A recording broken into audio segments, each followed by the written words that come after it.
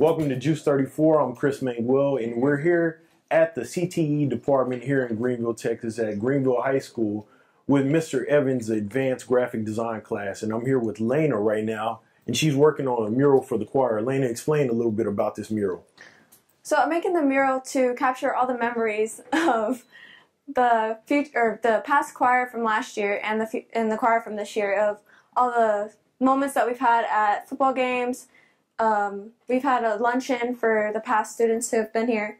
And I just really want to inspire everybody else that's going to be in choir in the future to really want to have a sweepstakes that we won last year, because it's the best feeling in the world to win one with everybody that you've had fun with.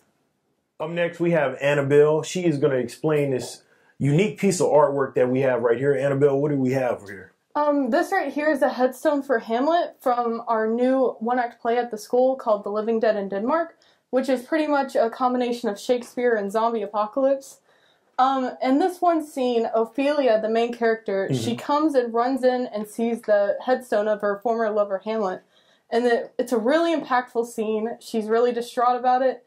And so in order to emphasize that a lot more, we made it to where the headstone would light up, and to better show how important it is to her. So if we can show that now, that'd be pretty cool. Oh, that'd be great. Oh, wow. This is pretty nice. So was this your idea as far as getting the lighting to kind of bring this more to life as well? Yeah. Whenever I was first coming up with the idea, I thought that it'd be so cool to have it light up, just to really show the moment.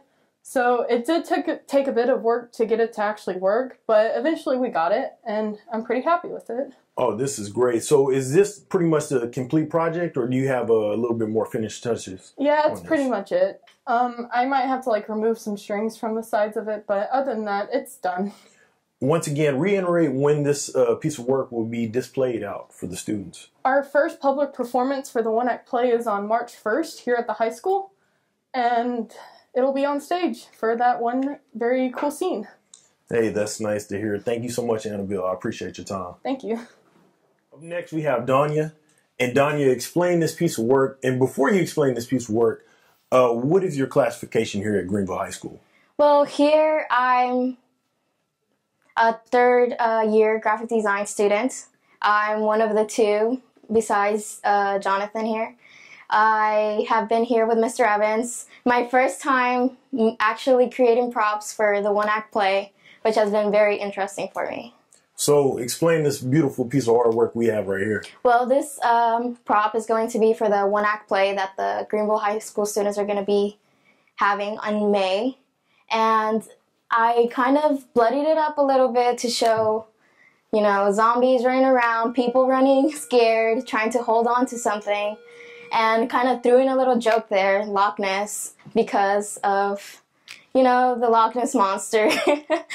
But yeah, Mr. Evans helped me out with the wood, but the overall design was my creation. So how much time did it take to complete this project? It took me at least 2-3 days, not that long. It was a pretty easy kind of job to do. Oh, that's great. So once you got the idea, it was rolling from there, right? Yes.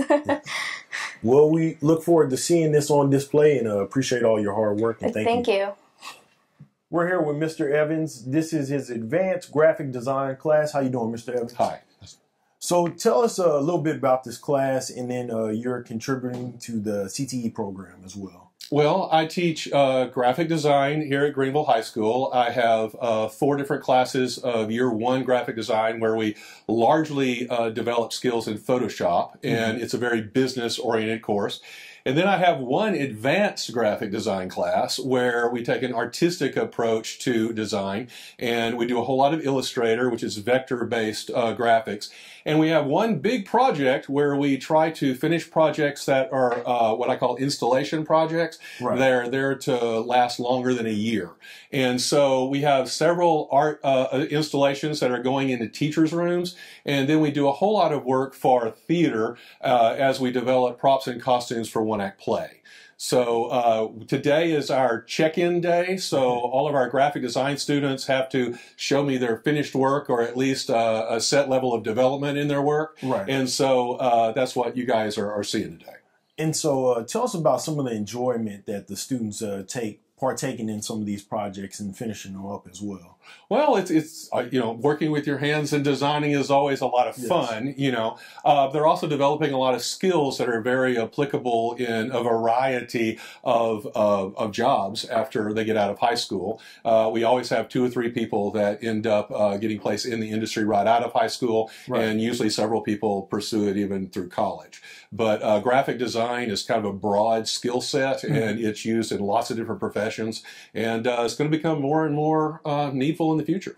That's great, and I know we're celebrating CTE month here at Greenville and also nationwide as well. So what are some of the important things that you want people to take away about this department and this program? Well, I think they need to be understand that it's necessary, you know, and I think we need to continue to develop computer skills, and computers aren't just computers. There's a wide range of skill set that goes into that, and designers are not programmers, and programmers are not operators. You know, there's a whole different set of skills, and design is really not anything more than it ever has been. It's just more sophisticated tools in the production of products. So, and we need to keep up with those tools, and the tools are always changing. Oh, that's great, Mr. Evans. So let's talk about one of your big projects you're working on right now, and the students are working on, and I think it's come to life right here, right now. Okay, so our one-act play is Living Dead in Denmark, and there is a character called Caliban, who actually in Shakespeare was a character from The Tempest and is a sea monster. And we have a Caliban version in this play as well. And one of our graphic design students is not only designing the costume, but is also playing the character in the play. So JT, we wanted the monster to be very, very tall, and so JT is standing on drywall stilts, which we built the legs out of. And the mask is made out of actually mattress foam, which actually a lot of special effect work in movies is done with. Wow. Not that ours is anywhere close to that level of expertise, but we're trying. The head is based on a very old monster called Cthulhu, and which comes from Lovecraft. And so we decided to interpret Caliban that way, since they are both sea monsters. The director insisted that he wear a Hawaiian shirt, which has something to do with the script itself. And we still have a little bit of work on the arms. Eventually he'll have a long right arm that the thumb will work. We're still working on the engineering for it. Let me see JT do some of those theatrics he was doing earlier before we got on camera. Give them the show. There we go. This is definitely nice. You know, I know you were being humble on the design, but I definitely like it. I can't wait to see it come to life as well, Mr. Evans. Let's get next. We're here with JT. JT, we just saw you as one of the Loch Ness monsters, but tell us, how long did it take you to actually walk in the stilts? Well, and then as far as getting on the stilts as well, too. Well, I just remember the first day that Mr. Evans brought him in, I was like, you gotta let me walk in these stilts. So I sat there, and without permission, really, I just kind of hopped on him, and I was sitting there dancing around the room in them. And from that day forward, I just kind of realized that I wanted to be Caliban, so I went to the one-act audition and just auditioned for it, and I got it. That's awesome. So as far as from the initial thought of making the costume, how long did that take as well to get everything together? The costume has been a mess. It has been a really long road, and it's still, as you guys saw, it's not complete at all, and we've still got long ways to go, but it's been a hard road. It's been a work in progress. Yes, it has. But I'm pretty sure you've been enjoying doing that as well, too. I have. It's fun to sit there and paint and make the foam mask and all that. So what other finishing touches do you have to complete this project? Well, we still have to complete painting the feet, and we still have some work with the pants and the main body. Oh, that's awesome. I can't wait to see it come to life. And when will you be performing? Our first public performance is March 1st, so I believe that's whenever you should be able to see us. Thank you so much, JT. Thank you, Chris.